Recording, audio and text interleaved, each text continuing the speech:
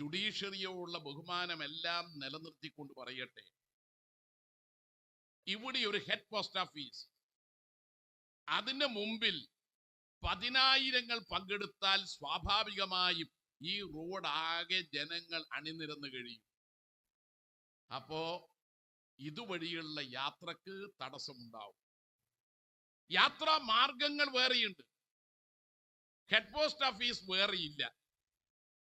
അപ്പൊ യാത്രാ മാർഗങ്ങൾ മറ്റിടങ്ങളിലേക്ക് ട്രാഫിക് നിയന്ത്രിച്ചുകൊണ്ട് ചെയ്യുക എന്ന നിലപാട് സ്വീകരിക്കുന്നത് എന്തോ പൗരാവകാശ ലംഘനമായിട്ട് ചിലർ വ്യാഖ്യാനിക്കുകയാണ്. ജുഡീഷ്യറിയുടെ ആ വ്യാഖ്യാനമാണ് തെറ്റ്. ജനങ്ങൾ എവിടെ നിൽക്കും? സമരം നിരോധിച്ചിട്ടില്ല. ജനാധിപത്യ അവകാശങ്ങൾ ഇന്ന് നിലവിലുണ്ട്.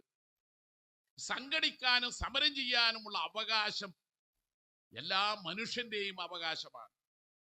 അത് മൗലിക അവകാശത്തിൽ പെടുന്നതുമാണ്. അല്ലെങ്കിൽ ഒരു കോടതി ഉത്തരവ് ഇറക്കിയാൽ മതി. കടലിൽ ഖനനത്തിനുള്ള കേന്ദ്ര ഗവൺമെന്റിന്റെ പുതിയ ഉത്തരവ്, നിയമ ഭേദഗതി, അത് റദ്ദാക്കിയാൽ മതി. ഈ സമരം വേണ്ട. കേരളത്തിന് 73,000 കോടി ഉറുപ്പിക ഈ ഫെബ്രുവരി 1 ബജറ്റിൽ ലഭിക്കേണ്ടതാണ്.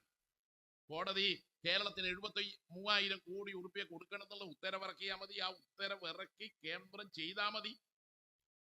ഉത്തരവ് അവിടെ കിടക്കും, കേന്ദ്രം ചെയ്യൂല എന്ന് പറഞ്ഞാൽ സമരം വീണ്ടും വരും. അപ്പൊ ഇത് ജുഡീഷ്യറിക്കെതിരായ സമരമല്ല, ഇത് ജനങ്ങൾക്കെതിരായ സമരമല്ല, ഇത് പോലീസിനെതിരായിട്ടുള്ള സമരമല്ല. നോട്ടീസ് തന്നപ്പോ ജനാധിപത്യവും നീതിബോധവും ഉള്ളത് കൊണ്ട് ഞാൻ ആ നോട്ടീസ് സ്വീകരിച്ച് പോക്കറ്റിലിട്ടിട്ടുണ്ട്.